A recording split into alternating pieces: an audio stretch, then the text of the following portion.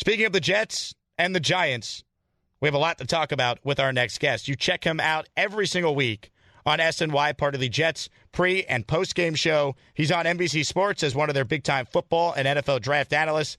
The great Conor Rogers joins us right now. Conor, Happy New Year, my friend. Thanks for hopping on DNR this morning. Happy New Year, Jake. Thanks for having me, man. What's going on? Oh, man. Well, you know I'm a disgruntled Jet fan, so there's that. But we got one game left, baby. Only one more pre- and post for you on SNY. Yeah, one interesting game, right? Potentially a Snoop Huntley game, big draft implications for the Jets, maybe playoff implications for the Dolphins. Definitely a lot happening with this one. So for you, looking at this Jets team, I'll start with the quarterback because that's going to be a huge story for sure. It sounded to me yesterday, Conor, like Aaron Rodgers is pretty aware he's likely not back with the Jets, and I wonder if he's even playing for anyone next year, if he could just retire. What are your thoughts on Rodgers, his future, and how you see it personally playing out?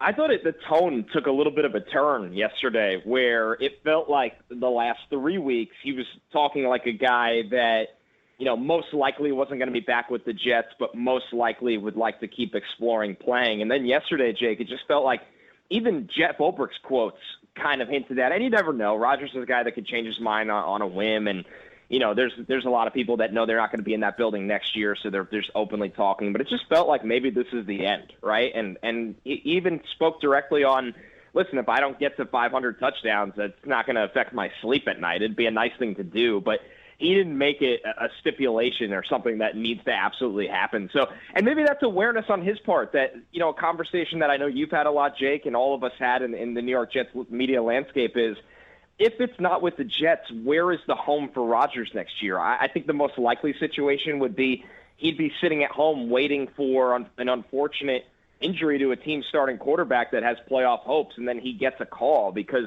the supply obviously just never meets the demand with this position. But everybody knows what comes with Aaron Rodgers now. It's not just that you're getting a Hall of Fame quarterback that is on the wrong side of his career at this point, not just the injuries, but the play as well, but everything that comes with that, you know, from a personality standpoint, and how clearly with the Jets, there is some friction inside there with different players. And obviously we don't know what's going on with ownership, but there's just a lot to unpack there. So no, I don't think Rodgers is going to be back with the Jets next year. And I feel like now the favorite is that he retires, but he's such a peculiar guy that you truly never know until he actually files his retirement papers. Conor Rogers joining us here on ESPN New York. Jake Asman in for Dave and Rick for one more day. The guys are back tomorrow. Conor, as far as the Jets' future at the quarterback spot, let's say Rodgers is not the guy. They move on. They need a GM. They need a coach. But when you look at some of the options that are out there, what to you are some logical ones they could pursue? Yeah, this is a thin market. It's a really, really thin market. There's not going to be a lot of guys in free agency, and there never typically is, but it's even more thin in terms of proven starters this year. The Jets don't have a lot of avenues, and once you take away the fact that this draft class is pretty thin. Now, there's a scenario, and it's a long-shot one, but that Sunday ends, and the Jets are picking second in the draft. I would say it's more probable that they're going to be ending up, assuming they lose, which is a big assumption right now. That game's going to be about a 1.5 spread right now if Huntley starts, but they're probably picking fifth. There's some easy teams in front of them that are playing backups. They're at 7 right now. You look at it, going all the way up to 2 would take a few miracles. And even fifth in this is a 2-quarterback draft right now. Now, we can get further down the road. If Drew Aller ends up declaring, then it becomes a 3-quarterback draft, and it's a longer conversation. So there's the percentage that a new regime comes in, and they do look at this draft class, but this draft class is, number one, not deep and not as strong as last year, not even close. And then you look at the pro market, which is kind of the original point of the question. You're looking at the Justin Fields of the world, and then you're looking at reclamation projects. And Fields might even still be in that bracket. He's a guy that I thought was playing better this year and then lost his starting job. But, nobody's going to look at Fields the way they're going to look at, Sam Darnold is the one guy that gets the free agency this year. And nobody even thinks he does anymore. I mean, people think at worst he gets franchise tagged. At best, he gets extended, and the Vikings maybe answer the phone for J.J. McCarthy, which, yeah, that's another avenue for the Jets, but it would depend who they hire and the grades they had on McCarthy, because grades were all over the place with him last year's draft. Some people thought he warranted being a top 10, top 15 selection, and some people thought he was more of a top-of-day 2 guy. So there's not a lot of options. And honestly, Jake, if the Jets cut Rodgers and they decide to eat the entire $49 million cap hit next year, I could see a reset year where they go into the year and say, hey, we have Tyrod Taylor under contract. He's getting his money no matter what. I wouldn't expect anything from Jordan Travis right now. Anything you get from him is kind of a flyer with his health problems right now. And maybe they draft a guy later on, or they add a Justin Fields type, or once again, a reclamation that gets cut. Is that Will Levis? It's not pretty out there. There's no way around it. Conor Rogers with us here talking Jets. You can check him out on SNY as their pre- and post-game analyst. We'll get to the Giants as well because there's a lot of draft implications with them. But, Conor, as far as this Jets team going forward, give me the right GM, the right coach. Who are the right candidates to hopefully turn this around?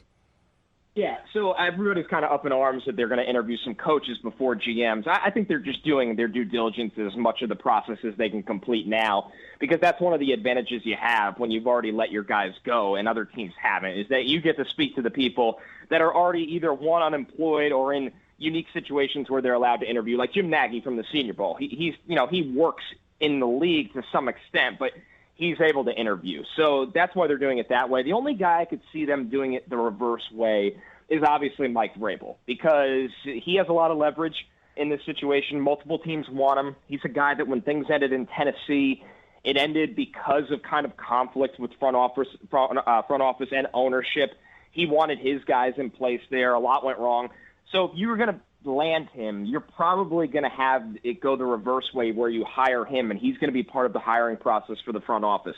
Besides that, I think it'll go the other way, where you're going to hire a GM, and then you're going to go through the head coaching process, where it's going to be guys like Aaron Glenn, the Lions defensive coordinator, and obviously longtime Jet, Brian Flores, a Brooklyn guy and a great defensive coordinator for the Vikings right now. Are you going to be able to get a guy like Liam Cohen, the Bucs offensive coordinator, to interview? I don't think Ben Johnson is taking the interview here. I've said that for literally over a year now. He's going to be very selective about the job. He's already been selective the last couple of years. And then you look at the GM candidates, and this is the most interesting one to me, Jake, because we know they prefer experience at head coach. I think they're a little bit more open-minded with GM, because typically guys that have had the job in the past that have been let go don't often get a second chance. But there are some interesting names that they can go down that road. I mean, would you look at a guy like Dorsey with the Lions, who's had the GM job in Kansas City, in Cleveland? He's had multiple stops. He's been a big part of what the Lions have done, especially if you're going to look at a guy like Aaron Glenn and try to bring over multiple people from Detroit. Ray Agnew is the assistant GM with the Lions. He's had a huge hand in their scouting department, building up both sides of the ball in the trenches, defensive line and that great offensive line. Mike Borgonzi is going to be a big name from the Chiefs, because he's been there, I think, 16 years now, and he's been able to run a little bit of all their operations. But most importantly, I'm looking at draft people, right? Guys that have run draft rooms, guys that have a scouting background. Those are the people that are going to get extensive looks, because they could actually build the team. And then it's easier to hire, salary cap, analytics people around you once you have that main point person running the draft. So, and those are big names, right? They're not going to be easy to get. The Jets are kind of in a curious spot where they've had a lot go wrong this year, and some people are not going to want the job. But at the end of the day, as we always say, there's 32 of these, and you'll still be able to bring in high-profile candidates. Conor Rogers joining us here on ESPN New York, Jets pre- and post-game analyst, NBC Sports, football and draft analyst, and the Badlands podcast on Patreon. If you're a hardcore Jet fan, him and Joe Caparoso do an outstanding job with that. Let me ask you about the whole experience versus inexperienced nature for the Jets. It feels like a lot of Jet fans, myself included, really want experienced GM and coach, certainly coach candidates. Your thoughts just on that, like the Jets potentially doing something they haven't done, throw out Gase, because he never should have been hired in the first place, but truly trying to hire someone, if it's not Vrabel, Flores, some of the names you mentioned, guys who have done it before, guys who you're bringing in that aren't first-timers in these roles. Well, you have to be creative, right? That's what it comes down to, because the reality is the people that have experience, they have experience and they're available to hire because things went wrong somewhere along the line, right? And I think Vrabel's kind of the exception to the rule. I think that was a huge mistake, Tennessee letting him go, and that's why he's going to basically be able to pick his, he's going to have a handful of jobs to pick from. I think the Jets want experience because they feel like the roster is actually in pretty good shape, top to bottom. Like when you look at the jobs that are available, and some people will laugh, they go, it's a 4-win team. How is the roster okay? Well, that's how bad the coaching has been this year.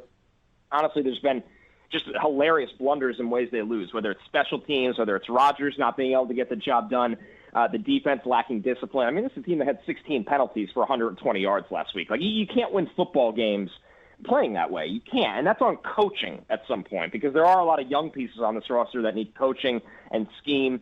So I think when you look at experience, that's where it comes into play. Hey, do you have the team prepared to play? Do you have an identity? The Jets on offense, to me, have no identity this year. And honestly, they lost a lot of their identity on defense. They used to be a front four, pass rush heavy team that could play multiple mix and match coverages on the back end. And this year, the pass rush isn't there, and the coverage fell apart because of that. And they've lost their identity. So, and then that trickles all the way to a front office, right? You know, I bring up a guy like John Dorsey and Ray Agnew from Detroit, both those guys. You know, what's the identity of building a team? Well, they've been multiple places where they've been able to build tough football teams in the trenches where you could run the ball because of your offensive line and you could stop the run and rush the passer because of your defensive line. And, yeah, that sounds simplistic in football terms, but it sounds simple, but why aren't people able to do it? Look at the Giants across town right now. It's been a huge problem for them with the offensive line. How many shots has Joe Shane had?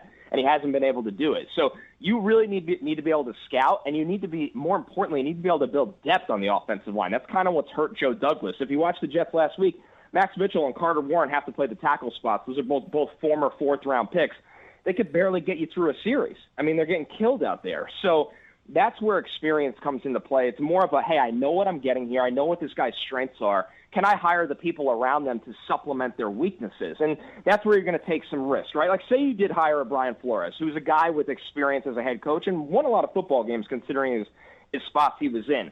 Where are you going to take risks elsewhere? Are you going to bring Josh McCown with him from Minnesota, who's the quarterback's coach with the Vikings right now and has done a great job with Sam Darnold this year, but doesn't have experience play calling in that capacity? That's where you're going to take a bigger risk, and it might pay off for you. McCown might be a great play caller. We just haven't been able to see it yet. So that's kind of the creative avenues they're all exploring right now, and where you want to take risk and where you want a little bit of a higher floor.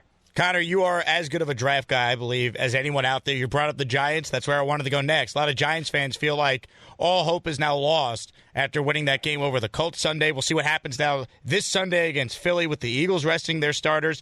Your thoughts on the Giants situation with their front office, their head coach, and Brian Dable? I mean, are the Giants now screwed as far as getting their quarterback after that win over Indy? It becomes tougher, right? I think what scares me more with the Giants is they could very well win this weekend. I think they will, honestly. Me too. If the pathway, I mean, you just listen to Sirianni this week and knowing the type of person Saquon is, like, I don't think the record means half as much as a Super Bowl chance does to Saquon. So that's where you look at it and go, man, if the Giants get that fourth win and they have basically the highest strength of schedule in the top 10, you could be looking at the Giants picking what, like 8th in this draft, which is jarring when you look at where they were just a week ago. But it doesn't mean it's the end for the Giants, because I'm not going to sit here and tell you that they're saviors in this class, right? I like Cam Ward. There are things to like about Shedeur Sanders. Once again, maybe in a month from now, Jake, you and I are having a Drew Aller conversation, but until he reverses course on his decision to come back to school, that conversation isn't worth having right now. Where the Giants could do this one of two ways. They can sit there, take a really good player for their offensive line or wherever they feel like they need, and we know offensive line's a big one, and Giants fans are going to be frustrated because we're going to be having the quarterback conversation we just had with the Jets, where the options are kind of, a little bit grim at times. And they could take a day two guy, see if they could develop him, have a veteran there, and they're going to kick this can down the road. That makes sense to me if you hire new people, right? If you keep Joe Shane and Brian Dable or one of the two, that's a hard sell, because you've just been waiting and waiting and waiting for a quarterback, and those guys are going to feel pressured no matter what to get one. But that's why keeping them scares me, because then are you in a situation or a predicament where you go, hey, we got to get a guy, so we're going to trade our future first-round pick in a second, and we're going to go up and we're going to trade that for Shedeur Sanders or Cam Ward, where I like those guys. I don't love those guys. And put in perspective, last year's draft, I had higher grades on Caleb Williams, Drake May, Michael Penix, and Jaden Daniels, easily. Like, it's not even a conversation. I think the conversation is closer to the J.J. McCarthy combo with Cam Ward and Shedeur Sanders, and I like Cam Ward better. I think he's a better playmaker overall. But that's where it becomes really complicated and convoluted for the Giants is patience with the fan base, which we know ownership is very aware and nervous of right now, and the fact of what you're going to do. And, I was a big fan when they hired them, Dable and Shane together. I thought the process was the right idea. The results recently haven't been there, where if you're going to clear the slate and move on from both of them now, get a new regime in there, let them have a 2 to 3 year plan, not a magic one-year fix and go from there. You can't create a quarterback class, Jake. You can't do it. Like, you'd love if there was 6 quarterbacks that deserve going in the top 12 like last year, but that's simply not the case this year, and that's out of their hands because they won last week. Conor Rogers from SNY with us here, NBC Sports as well. Final question, Conor. I work with Bart Scott at this very radio station. You sit next to Bart every week on SNY. What has been your favorite Bart Scott story, Bart Scott experience that you've had getting a chance to work with him every single week on SNY? I think for me, it's that, everybody was so enamored with when Tony Romo started broadcasting and he'd call everything out pre-snap. It felt like every game that first year he was in the chair. And I think sitting with Bart, watching every Jet game the last 3 years together, his ability to do that from a defensive perspective and call out, what's wrong with the way they're lined up, what guys are doing wrong, what the opposition's going to try to do, and on special teams, because he can do it on defense. Like, this guy was a high-end linebacker, a long, successful career, and he not only had the physical ability but the mental ability. But when you can do that on special teams as well, and I guess that's what comes with the territory of being an undrafted free agent and having a longer road to the NFL. It's amazing to watch. Like, it's true. It truly changes your entire perspective of watching games. And we always have the Jets on, but we also have another monitor that either has Red Zone or the most high priority games. So it's not just the Jets. It's you learn a lot in 3 years, Jake, is what I'll say, and I'm really grateful for that. By the way, I don't know if Rex is actually a legit candidate. I think he'll get an interview, but it wouldn't shock me if Rex makes a call to Bart if he actually does get the Jet coaching job and says, "Hey, Bart, do you want to be a coach on my staff?" He should. We'd be really. It would really suck for us to lose him. Us too. But man, it would be great for the Jets, which is a nice benefit. I'll tell you right now, they'd clean up a lot of things that have been a mess this year. So that should be one of Rex's first calls if he ends up back in the Jets chair, because not only does Bart have the energy and he'd relate to players, but there are just too many mental mistakes with this team that I don't ever remember those AFC championship teams making, especially on the defensive side of the ball. No doubt. Conor, really appreciate the time, man. Happy New Year. Continued success. You're crushing it with the 7-8 different gigs that you have right now, so thanks so much for hopping on. Right back at you, Jake. Thanks for having me, man. We'll talk soon.